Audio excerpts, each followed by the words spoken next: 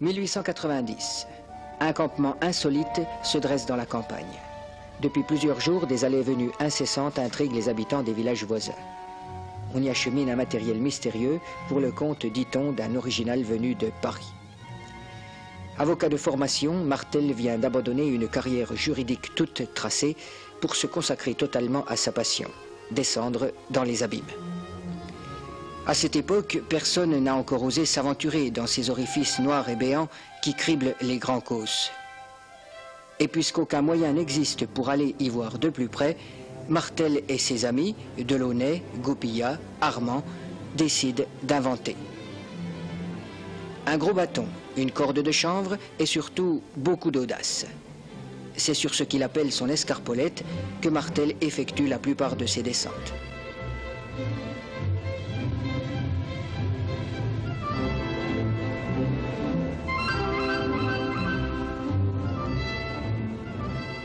La veille de son exploration, il a embauché des hommes dans le village le plus proche. Non sans peine, car on ne comprend pas très bien ce qu'il cherche. Plus d'une fois, il lui faut préciser dans le contrat d'engagement qu'il y aura partage en cas de découverte d'un trésor. Car beaucoup pensent que c'est là la seule explication à l'attitude de quelqu'un qui risque délibérément sa vie dans de telles entreprises. Le trésor de Martel, ce sont les notes qu'il ramène et les plans qu'il relève, au cours de 1500 descentes. Sa carrière reste indissociable d'un abîme exceptionnel, le gouffre de Padirac. 5 ans d'expéditions répétées à l'aide de canaux pliants lui seront nécessaires pour reconnaître 3 km de galeries, franchir 12 lacs et ouvrir ainsi la voie à l'exploration d'une des plus célèbres cavités des Causses qui deviendra, sous l'impulsion de son inventeur, une curiosité touristique mondialement connue. Scientifique avant tout, Martel entrevoit très vite le danger représenté par les charniers qu'il rencontre sous terre et dénonce la contamination de l'eau qui en résulte. Et puis, il fait école, grâce à ses innombrables publications qui le font reconnaître comme le père de la spéléologie. Pourtant, Martel n'était pas le premier spéléologue. 10 ans plus tôt, en 1880, dans le karst yougoslave, des hommes s'attaquaient à l'énigme de la Reka. L'exploration de cet important cours d'eau qui disparaît sous terre près de Skopjan présentait un intérêt vital pour la ville de Trieste qui manquait d'eau. Sur les traces de l'ingénieur Ledner, Anke, Müller, Marinitsch constituent ainsi, avant la lettre, une des toutes premières équipes de spéléologues. Mais eux aussi ont des prédécesseurs. L'Autrichien Schmidl parcourt dès 1850 la région et les nombreuses cavernes qu'elle renferme. L'une d'elles est connue depuis fort longtemps. Elle cache une date historique, peut-être la signature du premier spéléologue de tous les temps. Schmidl y découvre d'immenses prolongements. Nous sommes à Postojna, qui deviendra l'une des plus célèbres cavernes aménagées. Ces installations lui permettent d'accueillir chaque année plusieurs centaines de milliers de visiteurs venus du monde entier et attirés autant par la beauté de ses décors souterrains que par l'histoire de son exploration. In the pursuit of knowledge, men do wondrous things. They reach for the stars and they bury themselves in the earth. L'inconnu de 1213, poussé par on ne sait quel obscur désir de découverte, était sans doute bien loin de penser qu'il ouvrait la voie de l'exploration des cavernes. Mais cet univers parallèle allait rester encore ignoré pendant de nombreux siècles. Les croyances populaires le peuplaient de monstres inquiétants, de mauvais génies ou d'animaux invraisemblables. La vie pourtant existe sous terre, pas forcément monstrueuse, mais suffisamment insolite pour qu'on ait longtemps vu dans les protées des bébés dragons. Ces batraciens serpentiformes sans yeux sont les premiers cavernicoles à avoir été étudiés et marquent le début de la biologie souterraine. Le roumain Rakovița et ses collaborateurs, puis les professeurs français Janel et Vandel, sont alors les précurseurs de cette branche scientifique nouvelle qui prouve que le monde souterrain n'est pas un monde mort. Au début du siècle, Fournier dans le Jura, Décombaz dans les Alpes, Viré, Balzan dans le Lot sont les principaux émules de Martel. Mais une série de découvertes va donner à l'étude des cavernes ses lettres de noblesse. Rouffignac, Lascaux, Altamira révèle soudain l'existence de sanctuaires préhistoriques insoupçonnés. Préservées du temps par les cavernes, les peintures rupestres font surgir de la nuit des témoignages vieux de 20 000 ans.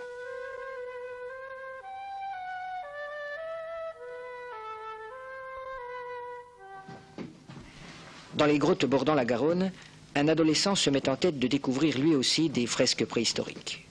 Norbert Casteret commence sa carrière. Aujourd'hui âgé de 80 ans, Norbert Casteret a écrit 30 livres qui retracent ses exploits. Dans sa retraite de Saint-Gaudens, il évoque sa première grande découverte alors qu'il s'apprêtait à franchir le siphon de la grotte de Montespan en 1922. Alors devant ce siphon, évidemment, mon esprit a beaucoup travaillé. Je ne me suis pas précipité d'emblée dans l'eau. J'ai posé ma bougie sur une petite aspérité rocheuse. J'ai oxygéné mes poumons, comme il faut le faire dans ces cas-là. Et quand je me suis jugé prêt, je me suis enfoncé sous cette voûte.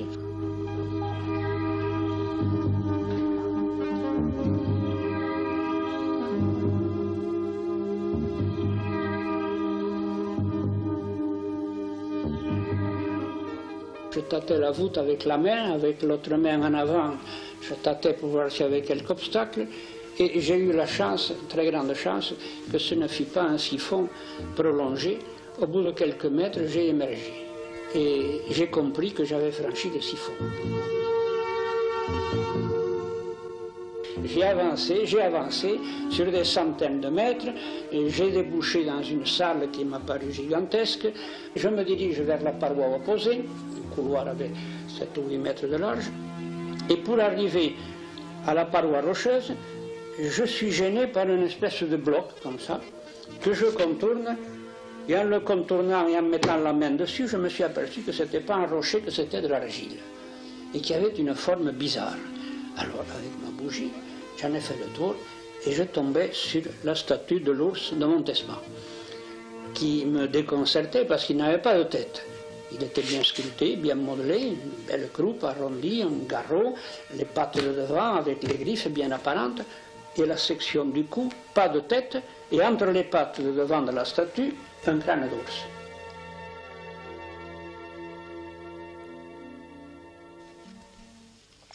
Cette découverte des plus vieilles statues d'argile connues fait entrevoir à Norbert Casteret la perspective d'une carrière entièrement consacrée aux cavernes. Et très vite, les expéditions se succèdent.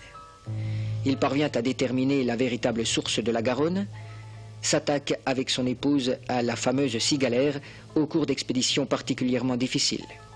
Découvre dans le Marboré les plus hautes grottes glacées d'Europe. À côté de nombreuses trouvailles préhistoriques, il atteint dans le gouffre Martel la profondeur de 303 mètres, un record pour l'époque. Ses récits d'exploration le rendent célèbre et suscitent d'innombrables vocations de spéléologues.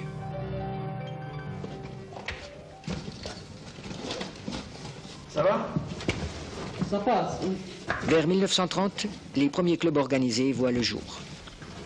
Cependant, faute de matériel, les possibilités de ces pionniers demeurent faibles et surtout les équipements restent sommaires. Chaussures à clous et sacs à dos, vieux habits sacrifiés pour la circonstance, chapeaux de feutre aux bords coupés ou simples bérets en guise de casque n'autorisent que des incursions limitées. L'exploration de la Franche-Comté souterraine connaît son âge d'or grâce à ses nombreuses grottes facilement repérables. À chaque descente, c'est une première qui livre plusieurs kilomètres de galeries nouvelles. Parfois, l'expédition bute sur un puits trop profond ou une difficulté qui semble insurmontable. Mais les explorateurs ont toujours de quoi oublier les déceptions et les carences du matériel. Parmi tous les obstacles qui arrêtent les expéditions d'alors, les siphons apparaissent comme les plus infranchissables, mais aussi comme les plus attirants. En 1935, le Frépuy, célèbre gouffre noyé de l'est de la France, est plongé par Nestor Glockner à l'aide d'un équipement respiratoire de sa fabrication. Son masque est construit à partir d'un phare de camion et la soupape d'évacuation de l'air n'est qu'un morceau de caoutchouc. À quelques mètres de l'entrée, Glockner doit renoncer. La galerie continue, toujours sous l'eau. 10 ans plus tard, l'association spéléologique de l'Est, nouvellement créée, prend le relais, cette fois avec les gros moyens. un scaphandre lourd que Jacques Collot est en train de revêtir. Le Frépuy est en fait un regard sur un énorme collecteur souterrain, dont les eaux proviennent des pluies et des ruisseaux qui se perdent sur les plateaux voisins. On supposait que derrière la voûte noyée devaient se trouver d'importantes galeries sèches. 36 ans plus tard, Jacques Collot raconte son expérience. J'ai eu ce scaphandre par l'intermédiaire des ponts et chaussées, un scaphandre normal avec la pompe, la grosse pompe, et puis 20 ou 40 mètres de tuyaux. Et alors là, on est parti sur le Frépuy avec les pompiers, en cas d'accident, parce qu'on ne savait pas ce qu'il y avait, si c'était un gouffre ou si il y avait une grande salle et tout. Alors c'est une habitude parce que moi, dans le scaphandre, je ne savais pas qu'il y avait une soupape. Puis dehors, il pompait trop vite. Puis j'ai monté au plafond. Puis après, j'ai vu la petite soupape, alors j'ai décomprimé. Puis je suis rentré dans ce boyau qui était plein de troncs d'arbres, de gros blocs. Mais j'étais tout doucement, je voyais très clair, hein, parce que j'avais un phare très puissant de camion, avec 2 grosses batteries énormes. Hein. On voyait à 30 mètres dans le Frépuy, 40 mètres. Formidable d'ailleurs. À 40 mètres, le tuyau trop court l'oblige à revenir. Le Frépuy garde son secret. À la même époque, un personnage étonnant commence à faire parler de lui. À la tête de son groupe, Robert de Joly explore les abîmes du Gard, des Causses et de l'Ardèche. Très vite, il pense à améliorer le matériel utilisé jusqu'alors, et en particulier allège les échelles métalliques souples qui avaient été inventées par les clubs italiens. Autoritaire et excentrique, Robert de Joly règne sur un noyau de collaborateurs dévoués. Messieurs, je vous salue. C'est ainsi que Robert de Joly dédiait chacune de ses descentes à ses équipiers, car de Joly était un aristocrate qui considérait le gouffre comme un adversaire à qui il allait livrer un combat singulier.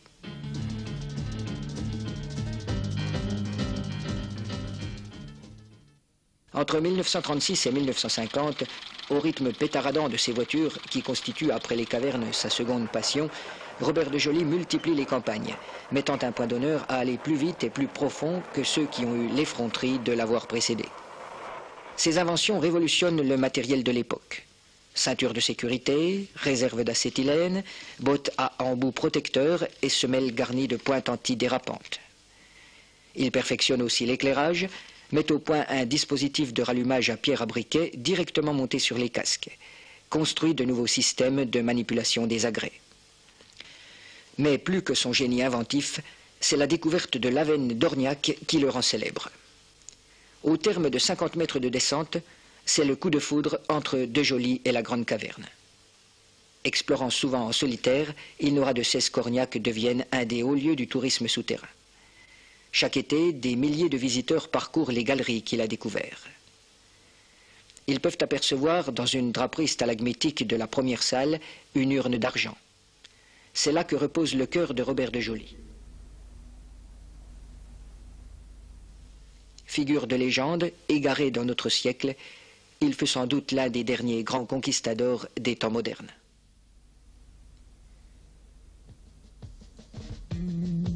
L'exploration souterraine se diversifie au gré des régions. Dans la fameuse dent de Crolles qui domine Grenoble, Pierre Chevalier et son équipe s'attaquent au trou du Glas. Pénétrant par la base du massif, ils explorent en remontant et sont ainsi confrontés à des obstacles inédits. Pour mener à bien ces escalades souterraines, Pierre Chevalier a son idée.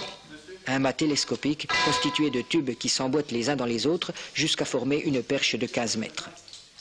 Tout en l'assemblant, on la dresse dans le puits, en direction de l'endroit à atteindre.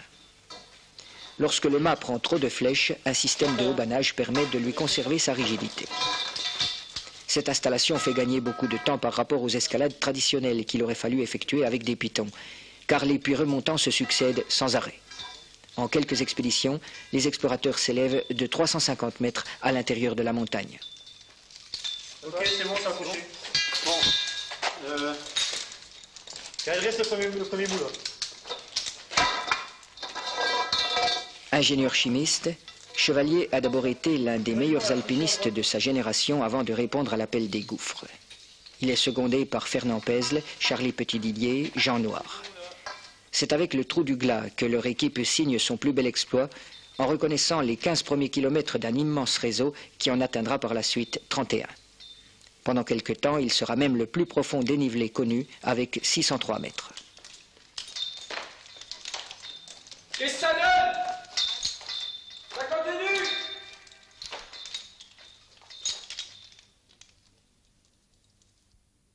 En Haute-Garonne, dans les profondeurs du massif d'Arbas, le gouffre de la Haine-Morte est le théâtre d'une autre innovation. Félix Trombe et ses compagnons acheminent sous terre un volumineux matériel. Ils sont descendus depuis près de 25 heures et ont prévu de bivouaquer. Pour la première fois, un camp souterrain va permettre de vaincre un grand gouffre par étapes successives, en reculant encore les limites de l'exploration. En 1947, la cote moins 446 est atteinte. La Haine-Morte prend place parmi les plus grands gouffres connus. Seule la plongée des siphons n'évolue guère. Le musée de la Veine de Marzal a consacré une large place à cette spécialité avec le matériel du comte Guy de Lavore. Il fallait mettre au point un équipement solide et sûr et résoudre le problème de l'éclairage, particulièrement vital dans les siphons où l'eau se trouble au moindre coup de palme. La résurgence de la fontaine Saint-Georges sert de cadre aux essais de Guy de Lavore. Les premiers scaphandres autonomes sont apparus et autorisent une liberté de mouvement inespérée. De Lavore construit un système de lampe morse qui lui permet de rester en communication avec l'extérieur.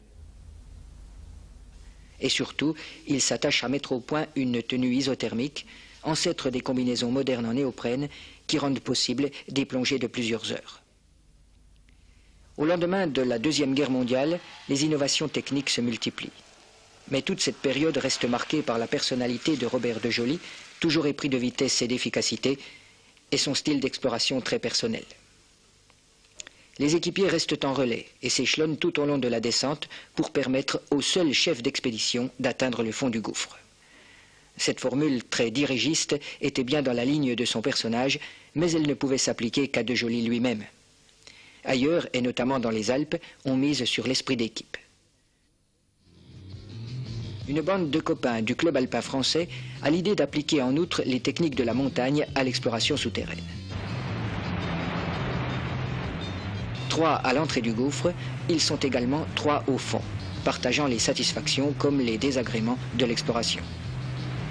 L'esprit de cordée qui les anime leur vaut de se sortir de plusieurs situations délicates. Car les gouffres de Chartreuse, du Dévoluy, du Vercors sont un terrain souvent difficile, dans lequel des crues subites peuvent noyer en quelques instants une équipe ou la bloquer sous terre pendant plusieurs jours. Mais c'est aussi une zone pratiquement vierge, à peine débroussaillée par le pionnier André Bourgin. Et les premières d'envergure y abondent.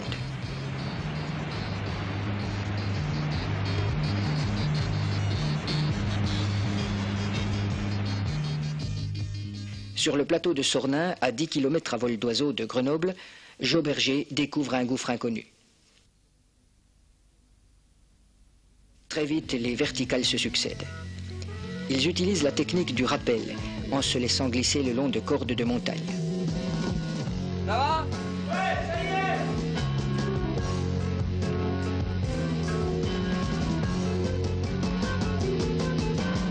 À moins 450, ils arrivent dans une grande salle. Ce sera la salle des 13, en souvenir des 13 membres de leur expédition. Mais le téléphone de campagne annonce bientôt que ça continue. C'est la rivière sans étoiles qui s'enfouit toujours plus bas, en direction des cuves de Sassenage. Les équipements ne sont pas toujours bien adaptés. Souvent, ils proviennent des surplus militaires où l'on récupère des casques américains, des treillis, des chaussures de montagne. Une série d'expéditions étalée sur plusieurs années sera nécessaire pour descendre encore plus bas. En 1956, la côte fatidique de moins 1000 est atteinte, puis dépassée. Avec 1122 mètres, le gouffre berger devient le plus profond du monde. À 20 mètres de la frontière franco-espagnole, un autre géant des profondeurs vient d'être découvert. Il porte le nom de la borne géodésique la plus proche, la Pierre Saint-Martin. Le puits d'accès est phénoménal, 320 mètres d'à pic. Harun Taziev fait partie des premières expéditions avec Labeyrie, Occhialini et Marcel Lubens. J'ai été mêlé à la prospection, à l'exploration du gouffre dès le début, jusqu'à la mort de Marcel Lubens. Nous faisions équipe à deux en tête. J'étais, moi, en l'occurrence, un spéléo tout à fait débutant. Mais je me suis laissé finalement convaincre lorsque Georges Lépineux a eu découvert l'entrée du gouffre, qu'on a eu par les premiers sondages l'espoir de se trouver devant la verticale la plus profonde jamais rencontrée encore, et que l'idée des difficultés assez excitantes que cela proposait, surtout à l'époque, avait vaincu mes hésitations. Et je dois dire qu'après donc la montagne, la mer profonde, les volcans, les déserts aussi, le gouffre de la Pierre Saint-Martin n'a pas été minimisé. C'était quelque chose de grandiose, même à côté d'un volcan, même à côté d'une montagne de 5000 ou de 6000 ou de 7000 mètres. C'était quelque chose de grandiose, quoique on ne voit pas énormément, puisqu'on est en plein noir, et à l'époque, les conditions d'éclairage n'étaient pas du tout ce qu'elles sont devenues aujourd'hui. J'ai fait mon tout premier film souterrain à la Pierre Saint-Martin, et alors j'avais adopté les torches au magnésium de Ruggieri. Ils allumaient les torches, et alors je voyais au loin dans cette salle énorme 3 ou 4 gars, tout petits, éclairés par les torches qu'ils portaient, et qui éclairaient, parce que ces torches sont très lumineuses, qui éclairaient le plafond à 50 mètres, 60 mètres plus haut. C'était fabuleux. Donc on a adopté le treuil, et c'est ça malheureusement qui a conduit aussi, le treuil n'étant pas bien conçu, à la mort de Marcel Lubens la deuxième année. Et on s'accrochait par un mousqueton de sécurité tout simplement, ce qui était passé, c'est ça qui a causé la mort de Marcel. Tombé comme une masse, il devait peser, tout équipé, là il devait peser dans les 110 kilos, 120 kilos. 10 mètres de chute, 10 mètres de chute sur de la pierre dure. Hein, il n'y avait pas assez de serrage, pas assez de précaution, on n'avait pas serré suffisamment pour ne pas écraser l'âme téléphonique.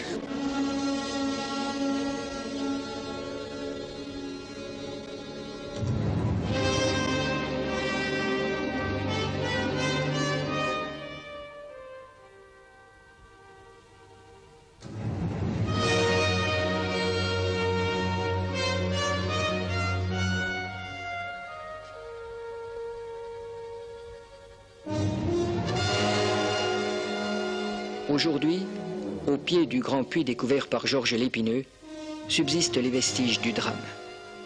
La civière où le corps de Lubens reposa pendant 2 ans, le tambour du treuil, les poutrelles métalliques placées pour étayer la remontée du conteneur et les tronçons d'échelle des éclaireurs lyonnais. Alors que l'exploration de l'Everest des profondeurs se poursuit, il jalonne l'histoire d'un gouffre exceptionnel qui occupe une place à part dans la conquête souterraine. 1963. Les feux de l'actualité se concentrent sur un nouvel accident souterrain à la Goule de Foussoubi. On est toujours sans nouvelles des 5 spéléologues bloqués par la crue. Les pluies incessantes qui s'abattent sur la région ont grossi de façon soudaine le cours d'eau qui s'engouffre dans la caverne. Nuit et jour, les sauveteurs s'acharnent à dériver le torrent en édifiant un barrage, alors que les motopompes fonctionnent sans interruption et que l'eau continue à monter.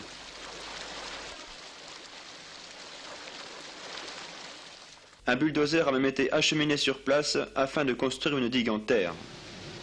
Dans l'impossibilité de communiquer avec d'éventuels survivants, il a été décidé de lancer régulièrement dans le courant des bidons étanches contenant des vivres et de l'éclairage, en espérant qu'ils pourront leur parvenir.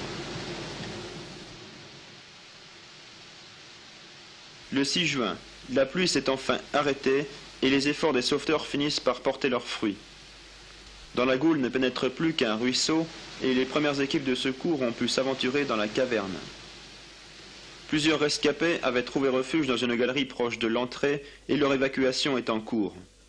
mais ils sont très affaiblis par ces 4 jours passés dans le froid, les ténèbres et le vacarme de la rivière en crue, et surtout très choqués par la mort de 2 des leurs, car Jean Dupont et Bernard Raffy ne remonteront pas de ce gouffre, devenu en quelques instants un piège mortel. Jean Dupont, Bernard Raffy. En souvenir de leurs camarades disparus, les Lyonnais du groupe Vulcain désignent par ces 2 prénoms un nouveau gouffre qu'ils viennent de découvrir en Haute-Savoie. Alors que s'achève le drame de Fossoubie, l'exploration du Jean Bernard commence. Moins risquées et plus anonymes, les recherches scientifiques continuent de conduire à une meilleure connaissance du monde des cavernes. Dans l'Ariège, le CNRS a construit un important laboratoire souterrain.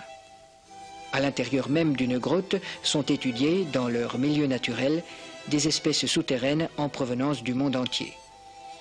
Ces poissons cavernicoles, sans yeux et dépigmentés, peuplent certaines rivières souterraines du Mexique. Les grottes des pays d'Amérique latine renferment des crabes aveugles et décolorés. Les installations souterraines de Moulis permettent de reproduire exactement les conditions de vie d'une espèce donnée afin d'étudier ses mœurs, sa reproduction, son comportement. Créé sur l'initiative du professeur Janel et inauguré en 1954, le laboratoire accueille des chercheurs de renommée internationale. On peut y observer des espèces souterraines inhabituelles, comme ces frines, d'une envergure de 30 cm, qui vivent dans les grottes équatoriales où règne en permanence une température de 25 degrés. À partir de 1965, le nombre grandissant des visiteurs de cavernes amène les fabricants de matériel à s'y intéresser. Les premières combinaisons imperméables, conçues au départ pour le yachting, augmentent considérablement les capacités des spéléologues. Protégés par une cagoule et une tenue en matière plastique, ils peuvent rester sous terre plus longtemps et ainsi espérer aller plus loin. En gouffre, les échelles métalliques souples sont de rigueur. Un rouleau de 10 mètres pèse 1,5 kg, soit 10 fois moins que les échelles en bois de la Belle Époque. Un appareil nouveau, le descendeur, autorise une plus grande rapidité. Les descentes se font facilement sur des cordes en nylon résistantes et imputrescibles.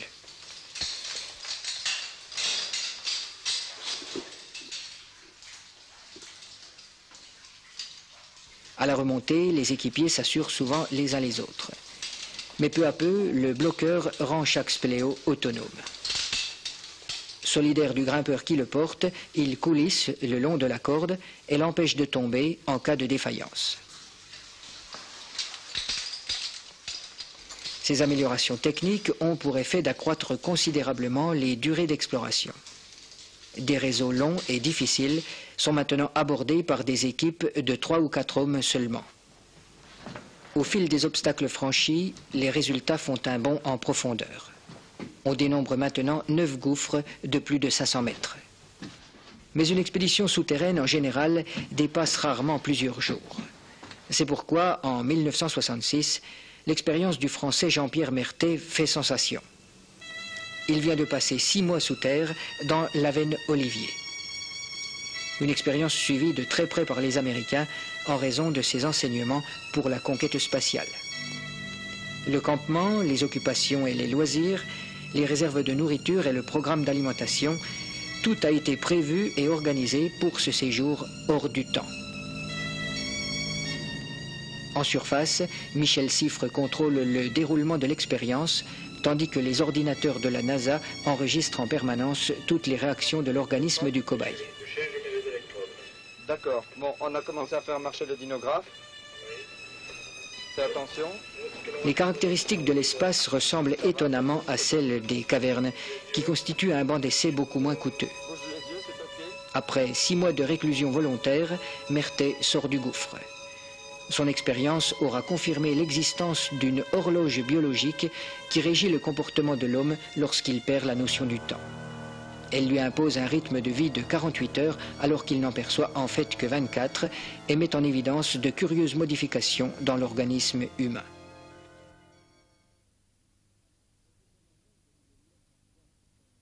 Mais au moment même où elle laisse entrevoir ces prolongements insoupçonnés, la recherche souterraine marque le pas devant des orientations nouvelles.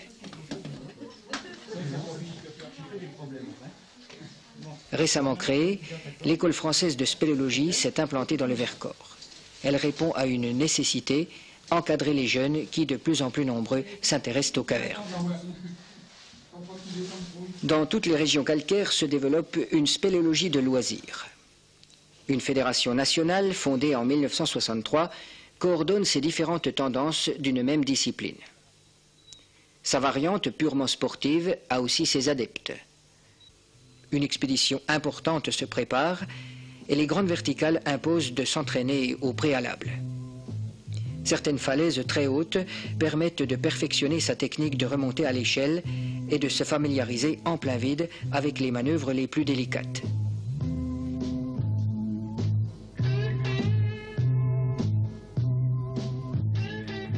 Le Porche de Bournillon, dans l'Isère, celui de la Sarrazine, en Franche-Comté, deviennent des lieux d'entraînement régulièrement fréquentés.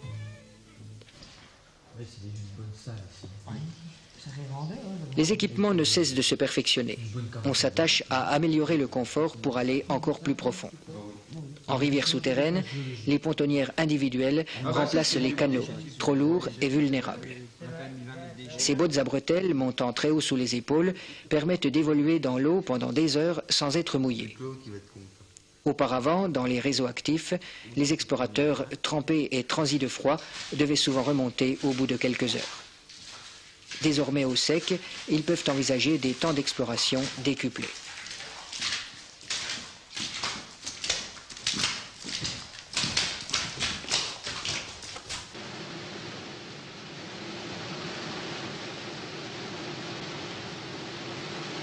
En quelques dimanches, la grotte de Gournier voit son développement porté à 12 km. Les cascades de la Dio, du réseau Trombe, de Couffin-Chevaline, de Bury cessent d'être un handicap.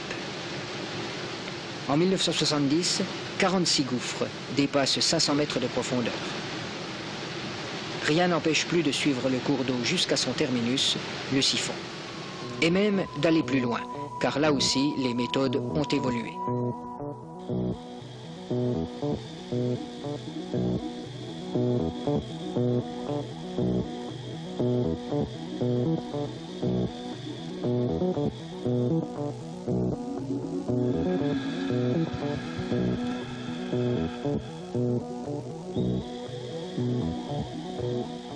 Les scaphandres autonomes facilitent beaucoup les choses, mais s'aventurer dans un siphon reste toujours dangereux. Malgré le fil d'Ariane qu'on déroule et l'emploi systématique de 2 bouteilles et de 2 détendeurs, l'eau qui se trouble rapidement compromet le retour. Plonger au-delà de 100 mètres de distance apparaît comme une folie.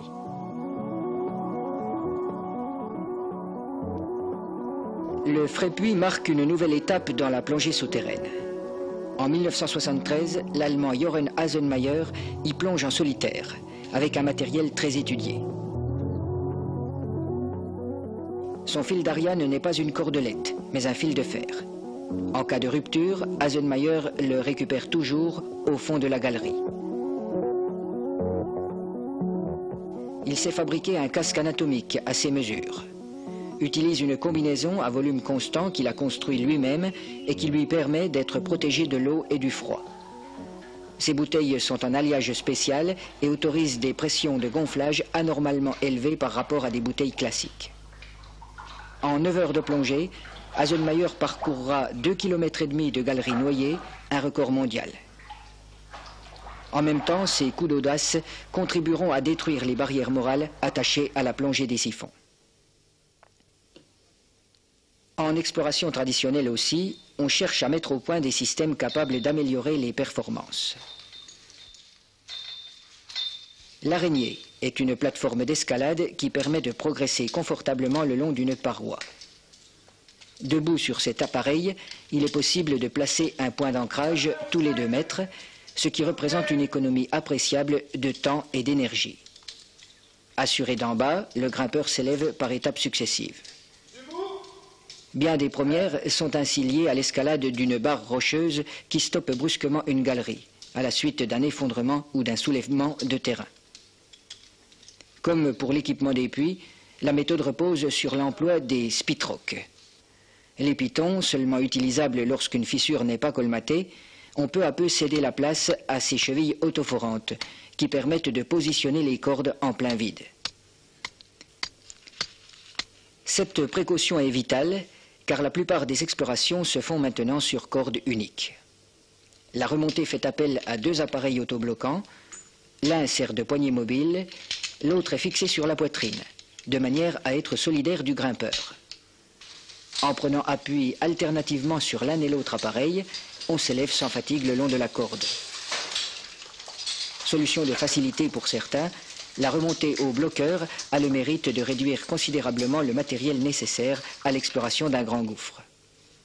De ce fait, elle permet d'aborder un domaine jusque-là inaccessible.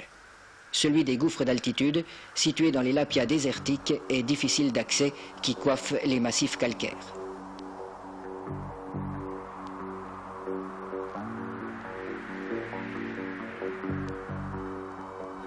La spéléologie alpine demande de l'endurance et un minimum de qualité athlétique. Certains s'attachent à réduire encore ces exigences en introduisant une motorisation qui semblait jusque-là relever de l'utopie.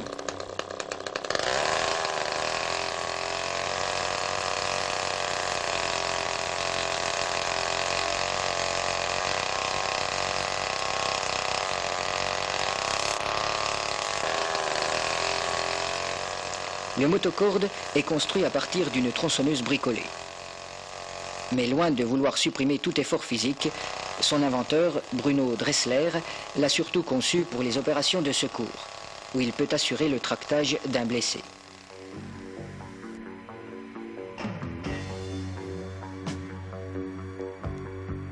Activité d'équipe par excellence, l'exploration du sous-sol a pourtant ses francs-tireurs. On peut la concevoir en solitaire, soit par nécessité, soit par vocation. Une technique récente rend possible l'exploration par un isolé de gouffres qui nécessitaient il y a encore 10 ans d'importants moyens en hommes et matériels. La méthode de la cordelette consiste à utiliser la même corde pour tous les puits en la récupérant grâce à un décrocheur et en lui substituant une fine cordelle qui servira à la remettre en place pour la remonter. 50 mètres de corde et quelques centaines de mètres de ficelle, qui tiennent facilement dans un seul sac, suffisent à un homme entraîné pour effectuer l'exploration intégrale de gouffres très profonds.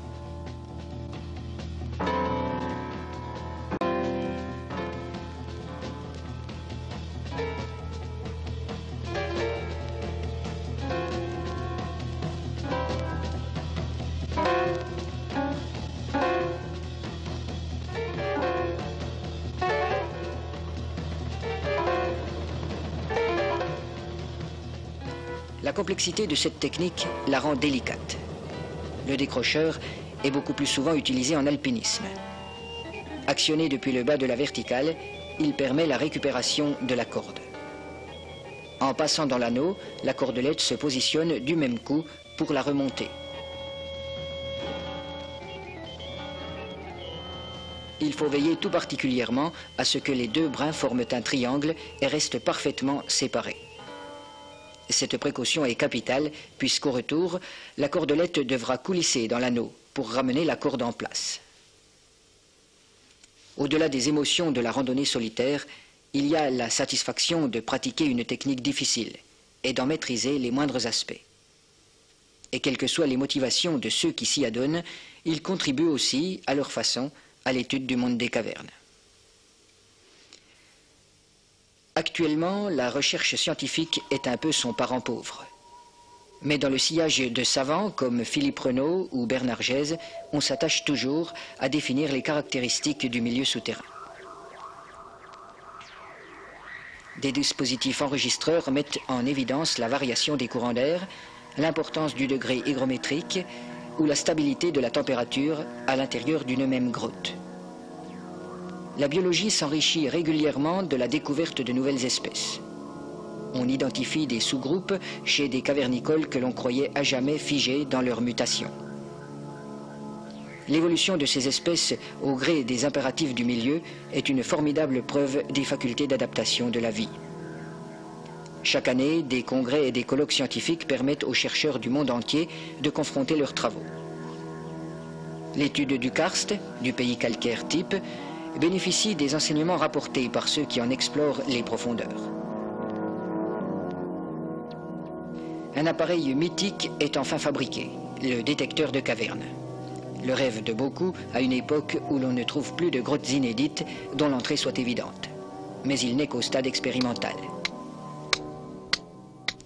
C'est l'eau souterraine qui reste le cheval de bataille du spéléologue moderne. De ces investigations, en effet, dépend souvent la réalisation de captages qui alimenteront les localités de la surface. Une pollution insidieuse menace aujourd'hui cette richesse du sous-sol. Ce sont les égouts, directement aiguillés sous terre, mais aussi les ordures accumulées dans certaines grottes. Et parfois même les charognes, lorsqu'on se débarrasse ainsi des animaux morts ou lorsque sévit l'abattage clandestin dans les régions d'élevage intense. C'est encore l'emploi abusif d'engrais azotés et d'insecticides, qui sont inévitablement entraînés par les infiltrations. C'est enfin le déversement, accidentel ou parfois volontaire, par certaines usines, de produits hautement toxiques qui se retrouvent tôt ou tard sous terre. Les prélèvements effectués dans un cours d'eau permettent de déceler une vague de pollution et d'en rechercher les causes.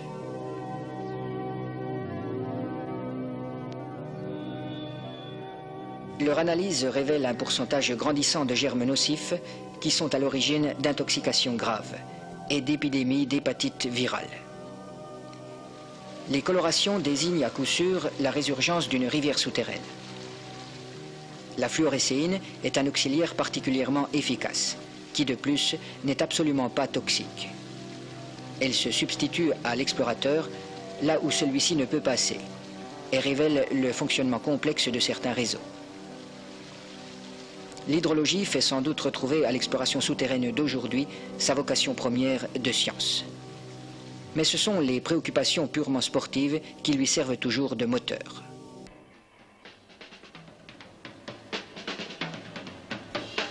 Près de la pierre Saint-Martin, dans le village de Saint-Engrâce, Dominique Prébande, un pionnier des premières descentes, continue de filtrer les expéditions. L'EDF avait foré en 1960 un tunnel destiné à rejoindre le torrent souterrain et qui court-circuite le grand puits d'entrée.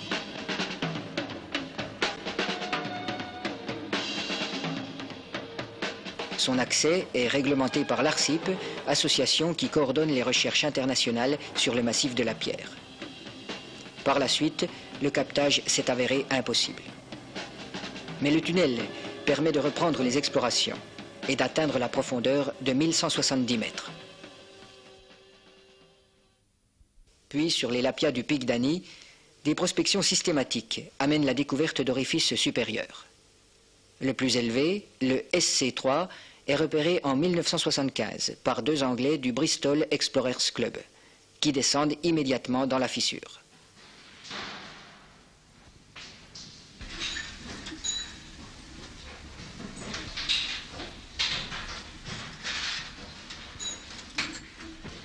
Une succession de puits, échelonnés sur près de 400 mètres, donne accès au réseau connu, en amont des grandes salles parcourues par les premiers explorateurs. Le développement du réseau est ainsi porté à 30 km et le dénivelé s'accroît encore. Avec moins 1332 mètres, la pierre Saint-Martin consolide sa place de plus profond gouffre du monde, sans que son exploration puisse être considérée comme terminée, tant les prolongements de cet immense labyrinthe souterrain semblent infinis. C'est pourtant en Haute-Savoie que le record va être battu, par un gouffre quasiment inconnu jusque-là. En 1980, dans le Jean-Bernard, une série d'expéditions hivernales permet d'atteindre moins 1410 mètres.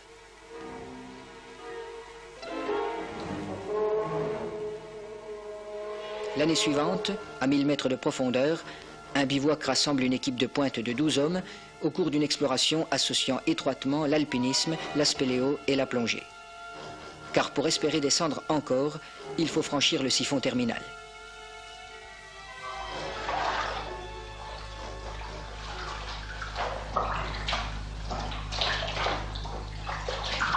Au bout de l'attente, une nouvelle profondeur, 1455 mètres. que Patrick Penez améliore encore en 1982. Les chiffres sont éphémères et les records s'oublient vite. Mais ils ouvrent la voie à des explorations toujours plus ambitieuses qui permettent d'aller encore plus loin. Ainsi, le sous-sol autrichien commence seulement à être exploré. Longtemps inaccessibles, ces grands abîmes glacés sont maintenant le théâtre d'expéditions fréquentes. Au Mexique, de formidables apics ont démythifié la notion de verticale souterraine. Aujourd'hui, quel explorateur ne rêve pas de découvrir un puits dépassant les 411 mètres du gigantesque Sótano? L'ère des grandes expéditions internationales s'ouvre, axée sur la Papouasie, Bornéo, la Nouvelle-Guinée, où ont été localisées les plus importantes épaisseurs de calcaire de la planète et où, potentiellement, doivent exister les plus profonds gouffres jamais explorés.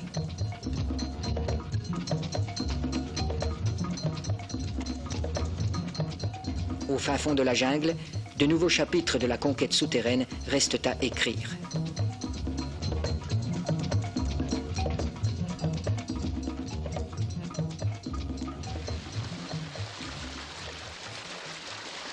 La colonisation des cavernes par l'homme a pourtant ses excès. Tout naturellement, on a songé à utiliser des salles souterraines suffisamment vastes comme abri anti-atomique en cas de guerre nucléaire. Ce serait une bien triste utilisation pour des lieux qui ont été le berceau de l'humanité que d'avoir à en assurer la survie. La face cachée de la Terre est sans doute l'un des derniers domaines inexplorés de notre monde. Souhaitons qu'elle reste, pendant longtemps encore, le seul théâtre de l'émerveillement, de la découverte et de l'aventure, encore possible en plein XXe siècle.